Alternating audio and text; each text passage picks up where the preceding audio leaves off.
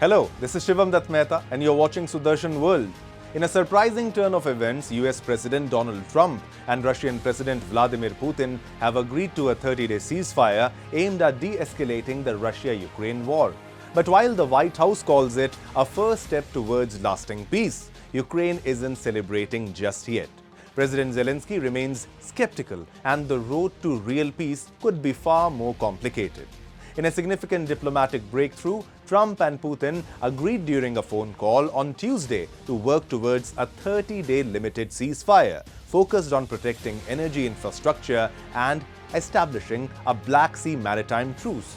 The White House emphasized that talks on these measures would begin immediately in the Middle East, where Ukrainian and Russian delegations recently held discussions facilitated by US diplomats.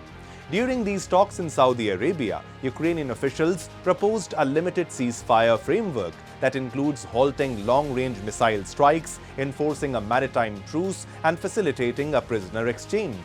According to Kremlin sources, Putin welcomed the proposal and agreed to start negotiations to work out specific details of such an agreement. As a goodwill gesture, Russia and Ukraine will swap 175 prisoners of war on Wednesday, with Russia also agreeing to transfer 23 severely wounded Ukrainian soldiers. However, despite this progress, Putin has reportedly urged Trump to halt military and intelligence support to Ukraine, a demand that may complicate US efforts to broker a lasting peace. Although Ukrainian officials tentatively accepted the ceasefire framework, President Zelensky remains cautious, fearing that Russia could use the pause to regroup and strengthen its military positions. Meanwhile, Russian strikes on Ukrainian territory continue, adding to Kyiv's doubts about Moscow's true intentions.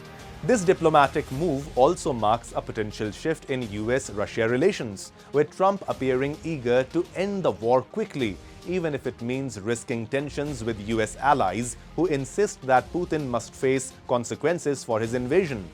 White House Special Envoy Steve Witkoff traveled to Moscow to explore the proposal, while Secretary of State Marco Rubio played a pivotal role in convincing Ukrainian officials to consider the ceasefire terms during the Saudi negotiations.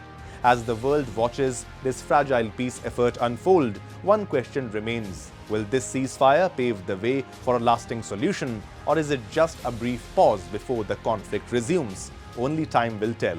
Stay tuned to Sudarshan World for the latest updates on this developing story. This was Shivam Dutt Mehta signing off for now.